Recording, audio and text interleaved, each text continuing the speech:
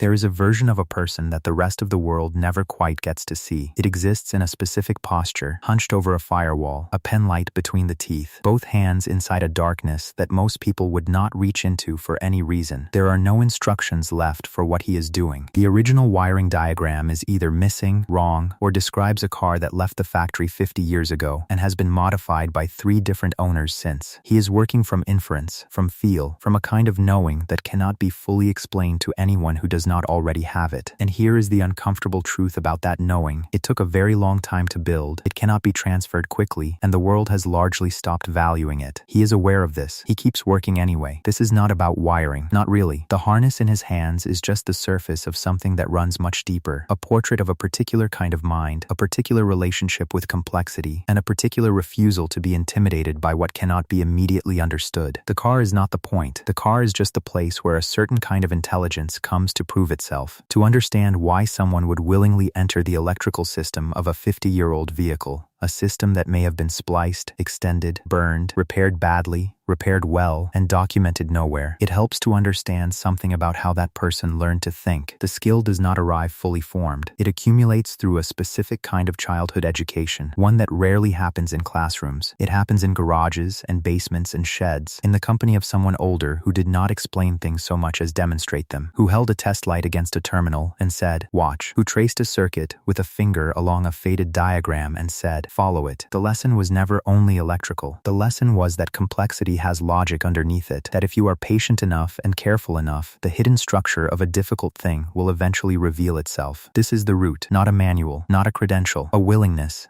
learned early, to sit with confusion long enough to convert it into understanding. Psychologists who study expertise and skilled problem-solving have written about what they call systematic reasoning under uncertainty, the capacity to construct and test hypotheses methodically in environments where information is incomplete and feedback is slow. It is the cognitive architecture of the detective, the diagnostician, and the field engineer. It is not the same as intelligence in the conventional sense. A person can score well on standardized measures and still panic in front of an unlabeled wire. What systematic reasoning requires is something more specific, a tolerance for not knowing, combined with a disciplined process for finding out. The man with the penlight has this. He does not need to understand the entire circuit before he begins. He needs only to know where to start and to trust that each answer will point to the next question. The work proceeds the way all genuine inquiry proceeds, not in a straight line, but in a spiral, each pass revealing something the last pass could not see. This tolerance for ambiguity, the ability to function competently inside a problem that has not yet been solved, is not a trait that stays contained to the garage. It expresses itself broadly. These are people who, in other areas of life, tend not to catastrophize uncertainty. They can hold open questions without needing to resolve them prematurely. They make good decisions in genuinely difficult situations because they have practiced the fundamental act of not flinching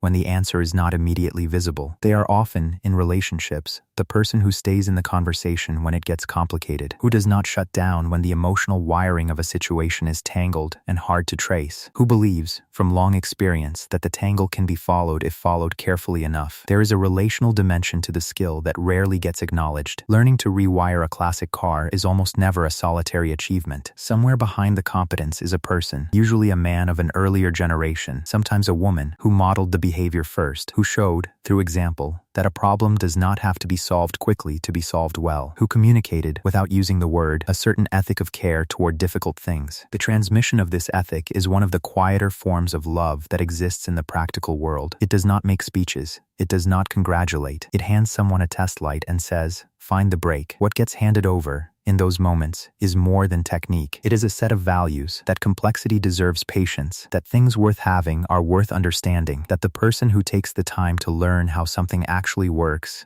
is more capable, more free, and more trustworthy than the person who simply replaces what they do not understand. These are not small values. They have consequences far beyond the garage. The culture, it should be said, has not been kind to this orientation. The economy of modern technical objects has been designed, with increasing deliberateness, around the principle of inaccessibility, sealed units, proprietary connectors, software locks that make physical repair meaningless without dealer authorization. The message embedded in the architecture of these objects is unmistakable. This is not for you to understand. Your relationship to this object is as a consumer, not a technician. The appropriate response to failure is replacement, not repair. The person who can rewire a classic car is living proof of a different possibility, proof that a human being, given time and willingness, can understand and command a complex system without permission from the manufacturer. This is not a small thing. It is a kind of sovereignty, and the forces arrayed against it are not accidental. There is something psychologists call self-efficacy, the belief, grounded in actual experience, that one's own competence is real and expandable, not confidence in the abstract, not optimism, evidence-based trust in one's own capability, built through repeated encounters with difficult problems and the discovery that those problems yielded. The person who has traced a faulty ground through 3 feet of corroded conduit and found it, who has held the moment of circuit completion with the same quiet satisfaction that other people reserve for more celebrated achievements, has done something neurologically significant. He has deepened a groove in his own sense of what he is capable of, and that groove does not stay in the garage.